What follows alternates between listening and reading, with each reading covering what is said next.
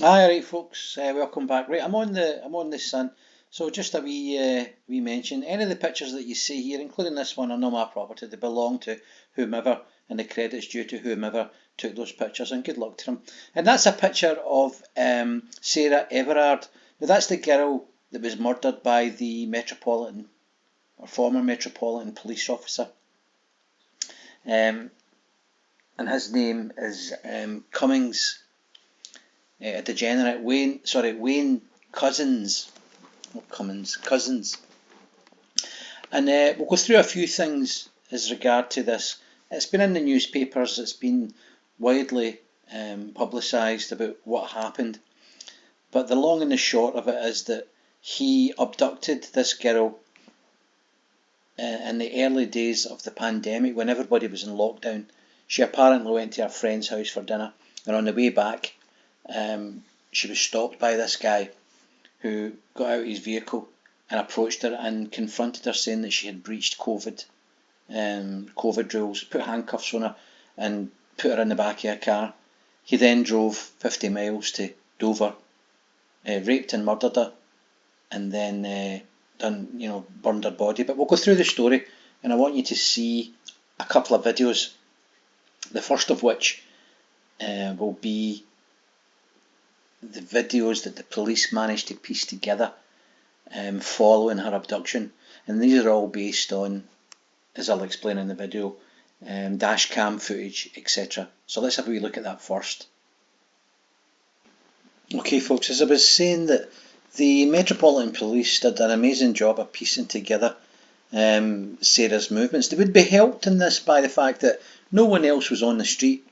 So the amount of people walking by were, very limited because everyone was under lockdown. Plus the fact that her mobile phone tracking would be moving from cell site to cell site. They would have an idea where she went. They would also have number plate recognition on the motorways all the way while he was driving. As well as the fact that his own phone would have been pinging in that area and moving about, whereas everyone else was locked up in their houses. Very few phones moving. So, and that to that degree they were helped, but I mean it still doesn't take away from the horror with this girl face. So let's have a look at her movements. So in this part here, you see her walking past. That's someone's CCTV. And the rest, as I say, is a collection of clips from dash cams. There's there. Now she's already been stopped by this guy, this degenerate, and this is the vehicle that he hired.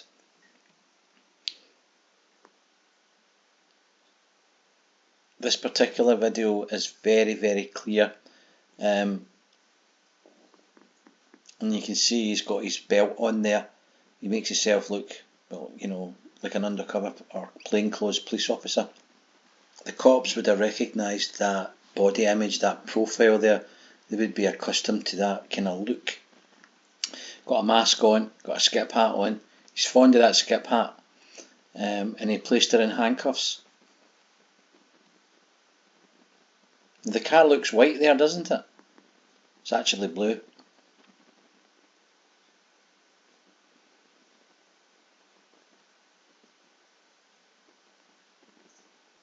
Okay, so that was what the police had, but they managed, there's a degenerate there, they managed to find him. And the next video you're going to see is when they arrest him at his house. So let's take a look at that. Sure. She's been missing for a while now. I'm sat in handcuffs and with what I know her, so you must have something to say that I know her. Well, as I said, you've been arrested on suspicion of kidnap, and we believe that you've been involved in her disappearance and taking her away from her family. Okay. So we are trying to find her. Obviously, everybody is very worried about her. She's got, parents. She's got, she's got siblings. She's got a boyfriend. There's a lot of people that care about her. Sure. You've seen her on the news. That there are people that are reaching out about her. Sure. Out there looking for her every day, and she's missing. And our primary job here is to find her and to try and find her safe and well. Okay.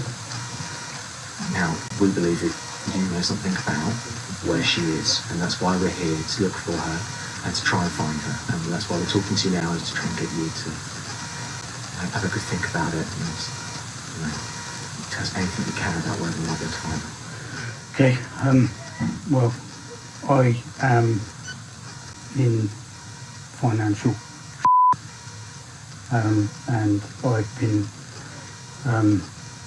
lent on by I don't know who they are. They're a group, a gang, whatever, and they told me, right, I need to go and pick up girls and give them to them. So I said, not happening, and it then came through that they're going to harm my family, take them away, and they'll use them instead. At that point I had no option to try and find somebody. So I don't, there's a couple of names. I was told a place to take her. That's it. That is all I know. And to this group of people. Tell me about them. I need to find them. Tell me everything you know that I Okay. hope that you'll help me. There was a white Sprinter van. They it was between sort of Lenham, Maidstone area that I dropped her off. I still don't know. I don't know. They just I just parked my car up, and then the van come up behind me, flashed me. They all jumped out, and then they took this girl.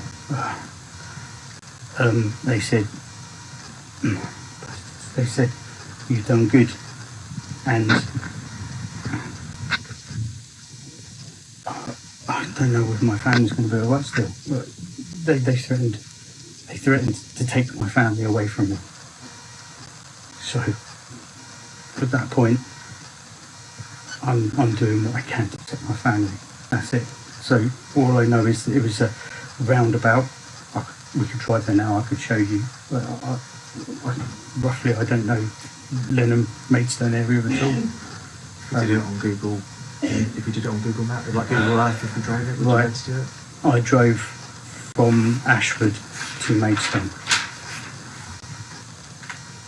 Yeah. Okay. Yeah. There's a roundabout that breaks up, I guess. So this is the first big roundabout you come to. You carry straight over to Maidstone, but instead I went round that roundabout and back up another road. And at that point, I was flashed and pulled over.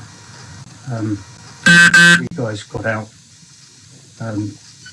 opened my door, opened that door, pushed me out against the front of the car, took the girl, drove off. That's it. They said, we'll be in touch.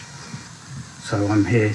I'm off work with stress because I'm here to protect my family. I want to be here 24/7 for my family. They come from my family. I've got nothing myself. I've got no choice. I'll go back through the route with you in a minute, alright? But how do they contact you? How did you contact them? I tried to fuck over one of their call girls and rip her off. So she's told them, and they've got me. So How do they? No, but what I mean is, how do they contact you? How is it they've been in contact with you to make these threats? they just tell me, be here. So Hotel Burston down in Folkestone, got to be here. Okay, so I turned up. I've got no mobile number, and they have got my mobile number. They haven't. They're obviously outside watching, following. I just, honestly, How are they telling you to be there? And be there? How is it they're giving you those directions? yeah, they'll come outside. So they'll be outside here, Yeah. and then they'll say, right, you're going to be in Folkestone at this time, or you're going to be in Ashford at this time. That's it. There's no links, no telephone numbers. I'm completely on my own, but at the same time being threatened. It had Romanian plates on the van, white, like Mercedes. I mean, how pathetic is that? You know, it was the Romanians that done it. Romanian plates. You know, my family was in danger. You know, shugging his shooters and all the rest of it. I mean, you try and talk to that. You try and talk to the police like that in an interview. They're just sitting there looking at you going, "Well, when are we getting the real story?" And I thought the crucial part was when the guy said to him, "Well, how did they contact you?" He hadn't even thought of that. You know, how did they contact you then to do that? Well, they're just outside. You know. I mean, for goodness sake. Now this guy planned that. You know, he hired a vehicle to go all the way from Kent to London and abduct a lone woman, lone female, so that he could rape and murder them. He planned it. And then, when he had killed the girl,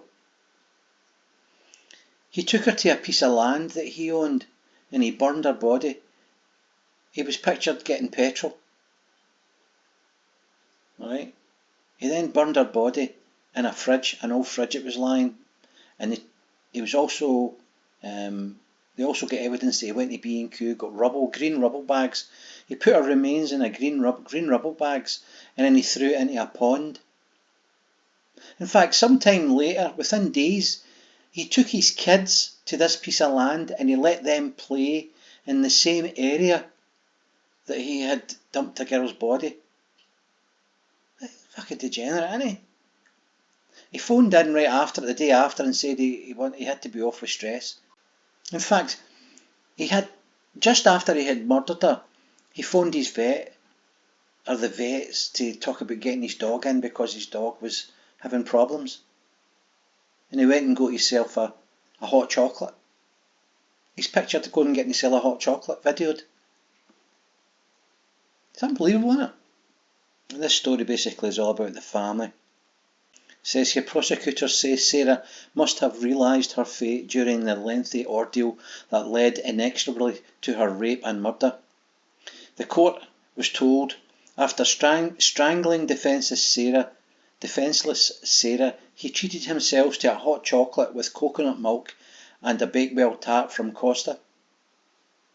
He chucked her phone in the river and was spotted on CCTV filling up a jerry can with petrol. And as I say, they talk about the monster then used it to burn Sarah's body in a discarded fridge on a plot of land he owned. And there he's there sitting in the house. You know what I mean? These are the guys we give power to. These are the types of guys who was wandering about stopping people not wearing masks. Imbecile, you know, just a real imbecile. In his own head, he came up with a plan. You know that there's at least 12 police officers, because there were rumours about the guy. He was called the rapist because he apparently liked, you know, certain types of pornography, and people were just sort of gossip was, oh, he's going to rape somebody soon. So apparently there's at least 12 police officers under investigation for not, you know, taking some things seriously. Apparently he was also exposing himself in a McDonald's restaurant a couple of days before and no action was taken. Oh, he's a copper, don't worry about it. He went on to murder a girl. Poor girl. Anyway, what a degenerate, folks, eh? We'll leave this horrible story just looking at this lovely girl. No, that bastard. There she's there. Bloody shame. What our family's going through. Will always go through every single waking day. Every day they wake up, it'll be the first thing they think of, and just before they fall asleep, it'll be the last thing they think of before they fall asleep. For the rest of their lives. Apparently, he's been taken to hospital a couple of times since he's been in custody. I think people are having a go at him. Well, hopefully that will continue. If there's any justice, he'll not survive. The judge said that he'll stay in prison for the rest of his life. Life means life for him. Anyway, folks, that's all I'm going to say about that. If you like the content, hit the like button, share and subscribe. Because, as I say, that's all I've got to say about that. Peace out. How dare you!